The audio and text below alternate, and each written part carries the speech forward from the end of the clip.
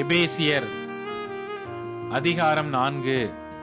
ஆதலால் கர்த்தர் நிமித்தம் கட்டுண்டவனாகிய நான் உங்களுக்கு சொல்லுகிற புத்தி என்னவெனில், நீங்கள் அழைக்கப்பட்ட அழைப்புக்கு பாத்திரவான்களாய் நடந்து மிகுந்த மனத்தாழ்மையும் சாந்தமும் நீடிய பொறுமையும் உடையவர்களாய் அன்பினால் ஒருவரையொருவர் தாங்கி சமாதான கட்டினால் ஆவியின் ஒருமையை காத்து கொள்வதற்கு ஜாக்கிரதையாயிருங்கள். உங்களுக்கு உண்டான அழைப்பினாலே நீங்கள் ஒரே நம்பிக்கைக்கு அழைக்கப்பட்டது போல ஒரே சரீரமும் ஒரே ஆவியும் உண்டு.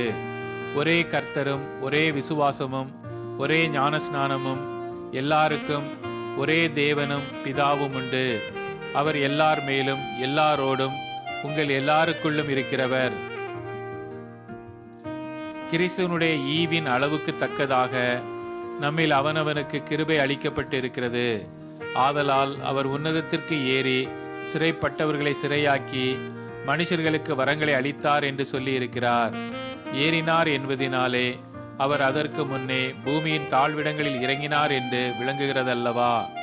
இறங்கினவரே எல்லாவற்றையும் நிரப்பத்தக்கதாக எல்லா வானங்களுக்கும் மேலாக உன்னதத்திற்கு ஏறினவருமாயிருக்கிறார்.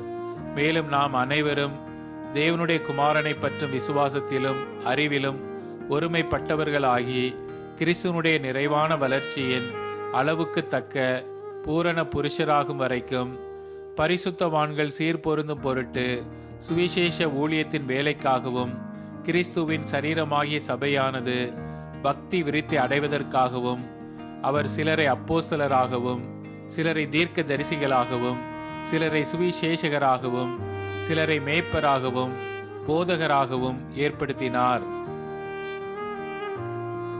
நாம் இனி குழந்தைகளாயிராமல் மனுஷருடைய சூதும் வஞ்சிக்கிறதற்கு ஏதுவான தந்திரமும் உள்ள போதகமாய் பலவித காற்றினாலே அலைகளைப் போல அடிபட்டு அலைகிறவர்களாயிராமல் அன்புடன் சத்தியத்தை கைக்கொண்டு தலையாகிய கிறிஸ்துவுக்குள் எல்லாவற்றிலேயும் நாம் வளருகிறவர்களாய் இருக்கும்படியாக அப்படி செய்தார்.